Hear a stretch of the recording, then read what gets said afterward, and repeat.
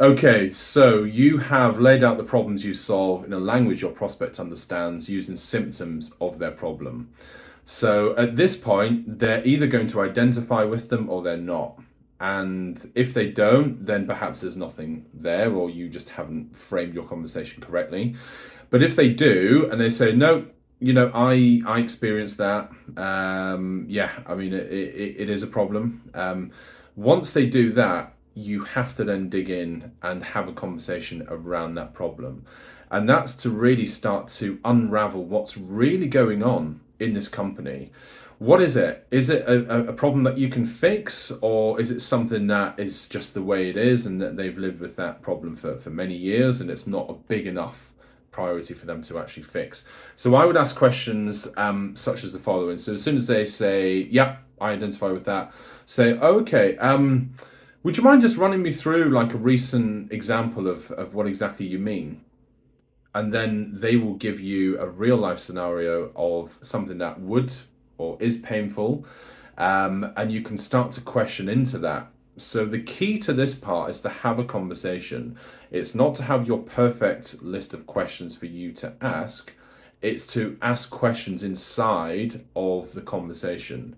So as soon as they start to give you or offload lots of problems to you, you just want to understand. You want to seek to understand to then be understood. So start to dig in, they give you a brief story, and you then perhaps ask them, well, what have you tried so far? If this is a problem, like you've obviously looked at ways of fixing it, right? Yes. Do you mind me asking what you've done, whether that's been maybe in-house or if you looked externally for that? Then they're going to give you more detail on perhaps what they've done.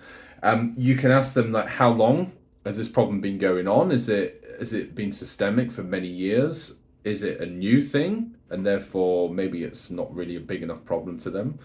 And then you can start to get more into the emotion of it. So you can start to really just summarize what they've said. So you have this issue, it's been going on for X number of years, you've tried to solve it using X, Y, and Z. Like, I mean, what does that mean for you now? Like, if you continue as you are, is it something that you can live with? Like, do you think this is costing you anything? Like week on week, year on year? I mean, are you resigned to the fact that this is the way it has to be, and you just don't think that there's any way you can fix this problem? So these sorts of questions will start to really go deep into the issue that you've already identified with the prospect. So they will give you a lot more detail, and you can then start to unpack whether or not you may be the right person. And if you are, then you can obviously move on to next steps, which we'll discuss in the next video. And if not, then you can just disqualify and you can move on. Never try to put a square peg into a round hole. If they're not right, you have to move on. You have to call it quits. And you need to do that very, very, almost quite ruthlessly, because you don't want to do the typical sales thing of just holding on to anyone who's got a heartbeat. Could be a prospect, could be a deal. You need to be very strict with your disqualification criteria. If they have a problem, right, okay, but what if they don't want to fix that problem? There's no business.